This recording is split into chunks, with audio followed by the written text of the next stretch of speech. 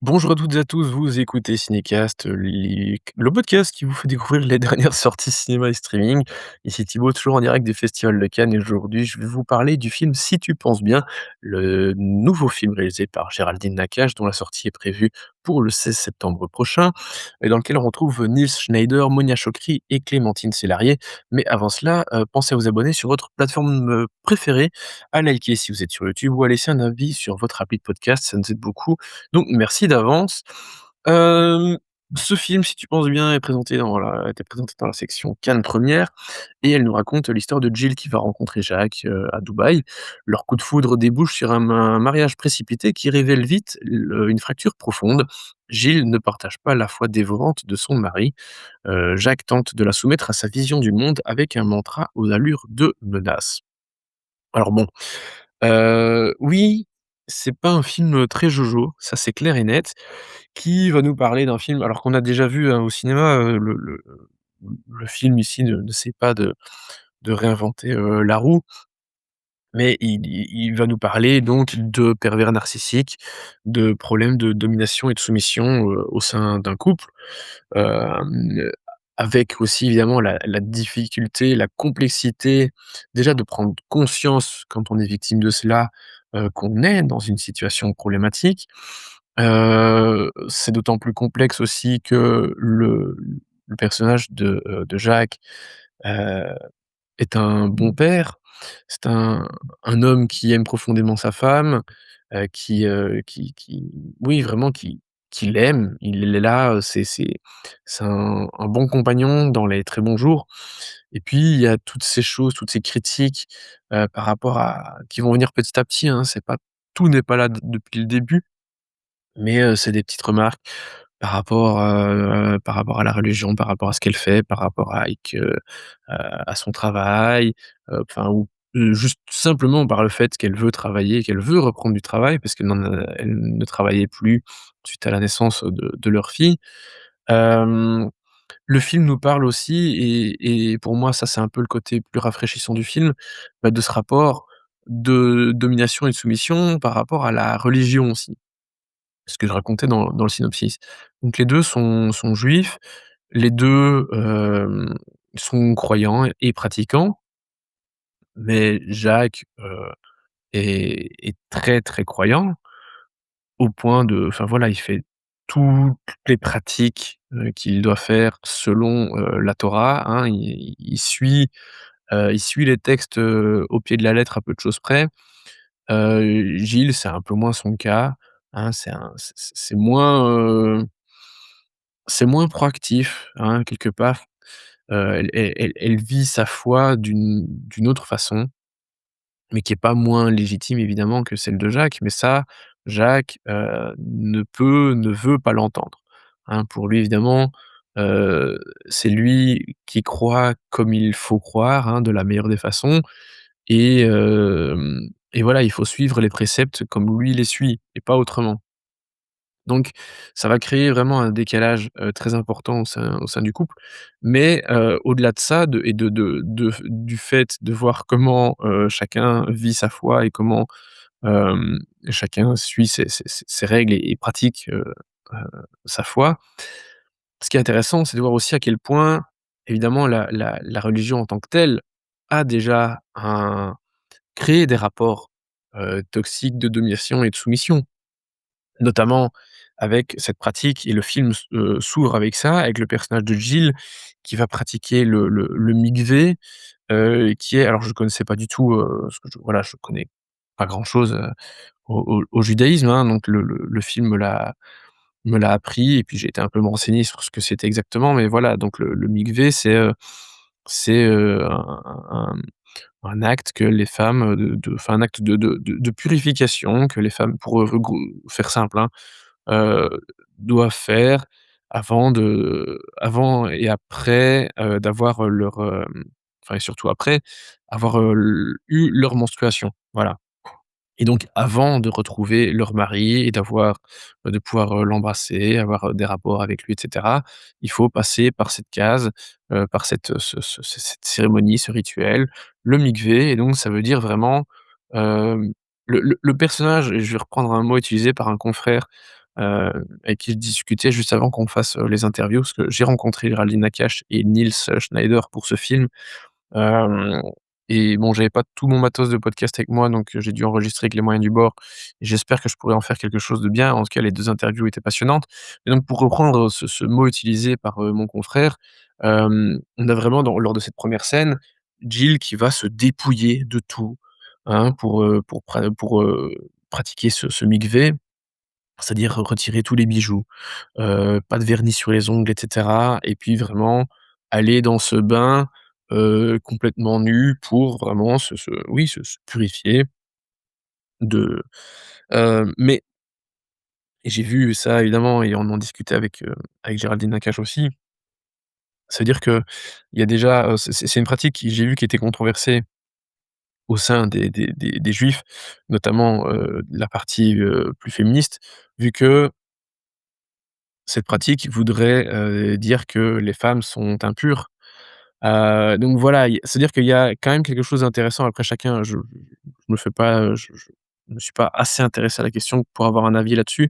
Mais je trouve ça intéressant quand même de faire ce parallèle entre, il y a ce problème, ce rapport de domination et de soumission, au sein du couple, mais aussi au sein de cette foi commune, il y a déjà un rapport qui rend la femme quelque part, bah, inférieure à l'homme. Voilà. Donc je trouve que Géraldine Nakache, s'intéresse à ce double sujet, identique, hein, qui a vraiment ce rapport de domination et de soumission, hem, mais pas consenti, hein, attention, c'est pas du BDSM ici, mais de façon très intéressante et voilà, je trouve que ce qu'elle en fait est vraiment bien, heu et et elle creuse la figure du pervers narcissique un peu différemment. Notamment via et c'est ça qui est intéressant avec le film, c'est qu'en fait, Géraldine Nakache, et ça on en parlait, enfin, elle en parlait lors de l'interview. En fait, elle a vécu cette situation, mais du côté en tant que enfin, elle était amie d'une personne qui était victime d'un rapport de enfin voilà, victime d'un pervers narcissique et cette position d'amie, j'avoue que je l'ai été aussi. Elle est très, compliquée parce qu'on a beau dire à quelqu'un, bah, en fait, enfin, fais attention, ça, c'est un comportement problématique, ça va pas et cetera. Mais comme le personnage ici, dans le film et ça peut être le cas avec plein de gens, hein, dans ces situations-là, en fait, il y a plein de choses qu'il fait bien et il donne aussi l'impression de faire, d'être correct. Ça brouille un peu les pistes, ça brouille l'esprit de la personne qui est victime. Ici, dans le film, par exemple, il dit souvent, bah, «On peut faire comme tu veux». Il dit ça à Jill, Jacques et bah, forcément, quand tu dis à quelqu'un qu'on peut faire comme tu veux, ça donne l'impression que tu as un peu les commandes et que tu as ton libre arbitre et que tu as un pouvoir décisionnel. Or, en fait, c'est vraiment une fausse manière de donner le contrôle à la victime. C'est vraiment juste donner une impression, mais au final, le contrôle qu'il a, ça reste Jacques et c'est absolument pas Jill. Et donc voilà, je trouve que le film est aussi très intéressant là-dessus parce qu'il peut permettre de il peut peut-être servir de prévention, en fait, auprès des personnes qui sont embourbées dans une situation, enfin coincées dans une situation pareille, de laquelle il est très, très compliqué de s'en sortir. Hem et donc voilà, je trouve que c'est bien le fait, que le film aborde cette problématique avec différents angles d'attaque. Et en plus, ce qui est très intéressant aussi, c'est au niveau de la structure narrative qui est un peu éclatée, hein. C'est pas une structure linéaire, on fait des allers-retours, dans le passé. Parce que parfois, enfin, quand on est externe à ce genre de situation et qu'on le constate, en fait, les red flags, ils apparaissent assez tôt.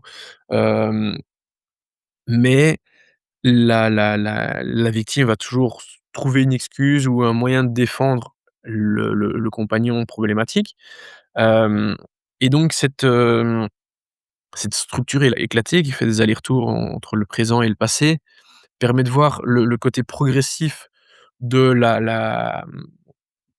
du rapport problématique, et qui fait, bah, qui montre pourquoi à tel moment on va avoir tendance à défendre la personne et puis à d'autres moments à le détester complètement et comment on essaye d'échapper, enfin déjà de prendre conscience que on est sous contrôle, il commence à en échapper. Donc voilà, je trouve que vraiment la temporalité du film est très intéressante. Alors et qu'en plus, le film est porté par 2 comédiens vraiment au top. Monia Chokri, je la trouve vraiment super et elle a un rôle très compliqué évidemment, hein, quand tu joues la victime, c'est vraiment pas simple de trouver le bon ton et Neil Schneider, il est vraiment flippant, il est pratiquement, méconnaissable, enfin il est méconnaissable et et il est vraiment flippant, par moments. Je trouve qu'il livre une prestation très forte et c'est très intéressant, ils en parlaient, tous les 2 et Géraldine et Nils, lors des interviews. C'est qu'ils retournaient souvent la même prise, mais avec, des façons différentes d'aborder, la scène, plus calme, plus colérique et cetera.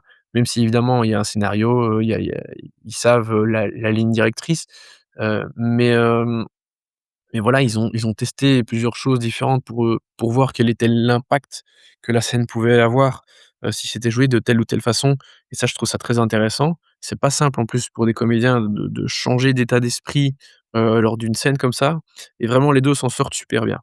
Alors bon, certes, c'est un film lourd, hein, c'est pas un sujet facile, c'est un sujet qu'on a déjà vu aussi, hein, je vous l'ai dit. Évidemment le plus grand exemple récent, et ça remonte déjà quand même il y a une dizaine d'années, c'est, Mon Roi, hein.